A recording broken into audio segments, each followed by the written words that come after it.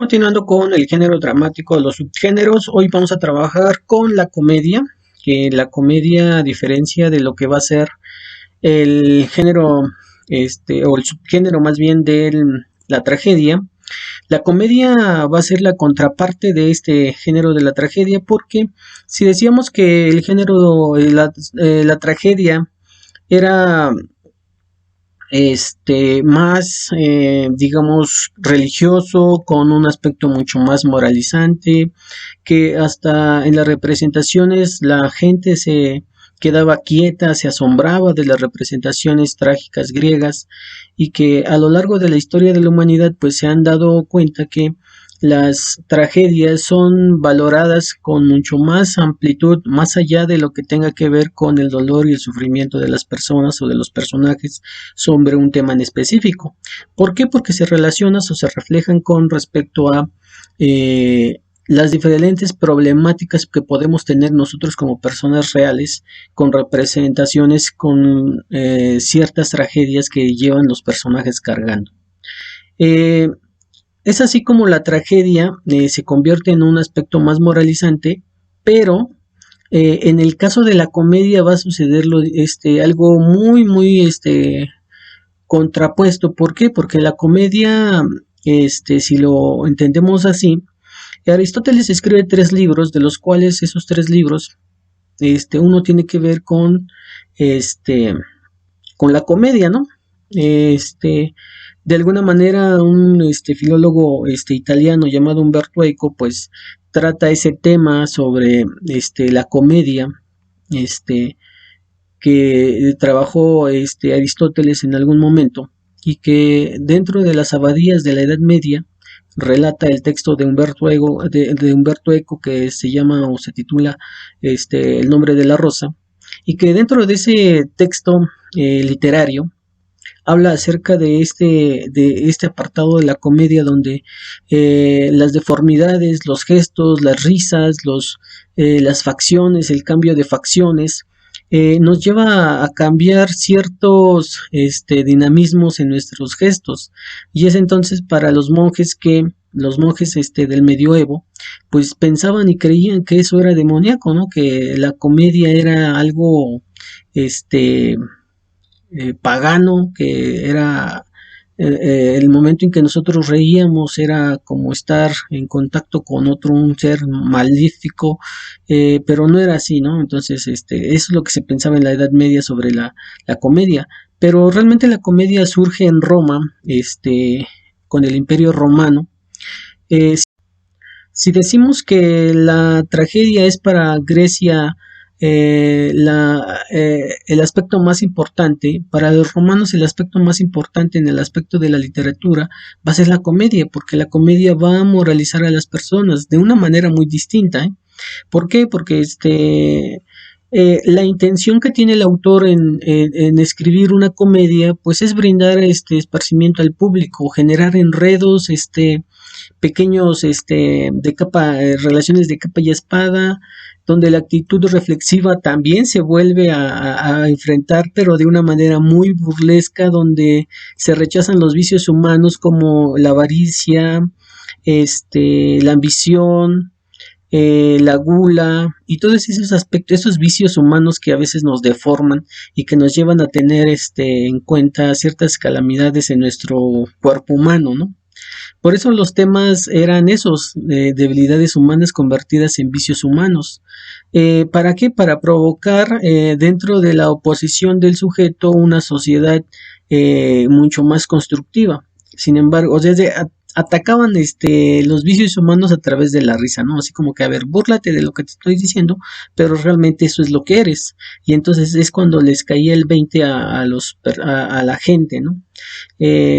El tono en el que se va a desarrollar la comedia pues siempre va a ser un tono alegre, surgen los bufones, el circo, en ese momento, ¿no? Entonces todo es festivo, pero con aires cómicos, de poder criticar ciertos vicios humanos para que estos recaigan en la sociedad y los analicen y los conceptualicen para poder tener un valor o un carácter humano. Por lo tanto, el lenguaje va a ser muy sencillo, no va a ser rebuscado, es un lenguaje cotidiano, es burlesco, dependiendo de las costumbres del lugar o de los espacios donde se realice esto, pues se van a tener. Entonces van de la mano el tono y el lenguaje porque van a ser muy coloquiales, muy vivos, muy pueblerinos, muy de la clase baja, muy de estos que ríete de lo que te digo, pero es cierto, y entonces era muy atractivo, digamos, que la comedia, ¿no? Se desarrolla también un conflicto de ideas porque a final de cuentas la comedia se genera para poder moralizar también, ¿no? De una manera burlesca, grotesca. Al final de cuentas eso es también la comedia, ¿no? Al igual que la tragedia, la comedia también tiene esas acciones o esas situaciones de enredo en lo que en lugar de decirnos las cosas muy directas como era en la tragedia, en la comedia nos dan enredos y demás y nos hacen reflexionar, el carácter de los personajes a veces son muy chistosos, muy agraciados, muy deformes, sus vestimentas son de, les decía, su vestimenta es de lo más común, son muy graciosos, por esa razón la dimensión de nuestros personajes van a ser muy simples, es como ustedes y yo, podemos ser personajes de nuestra propia historia cómica, a veces nos reímos nosotros de las mismas cosas que hacemos, y que al final de cuentas a veces pareciera ser que en nuestra vida tenemos dos cosas, ¿no? En la vida nuestra representación en la vida real puede ser trágica o cómica. Trágica en el momento en el que pues nos sucede algo y de eso aprendemos y valoramos las cosas. Y del otro lado puede ser muy cómica porque a veces nos pueden pasar muchas situaciones este, divertidas, pero al final de cuentas decimos, ok, de esto me sirvió, ¿no? O sea, fue tan divertido que aprendí de los... Entonces, esa es la dimensión, ¿no? Creo que en el caso de la comedia, todos somos personajes de la comedia y de la tragedia, dependiendo de nuestras vidas, dependiendo de las formas en las que nosotros convivamos con los demás, de lo que nos pase en la vida cotidiana. Yo creo que esa es la parte fundamental del teatro, ¿no? De que nosotros somos protagonistas de nuestra propia vida y de nuestra propia existencia y determinamos según lo que nos vaya pasando en nuestra vida real, nuestra vida puede ser trágica o cómica y a final de cuentas aprendemos de eso, ¿no? Y por eso es que los personajes de la comedia son muy simples, muy atractivos, son acomplejados con esos vicios que tenemos, son ridículos. ¿Cuánto de nosotros no hemos caído en una complejidad de ridiculeces y que al final de cuentas decimos, ups, creo que sí, esto me pasó porque me sucedió esto, lo otro, y al final de cuentas lo reflexionamos, ¿no?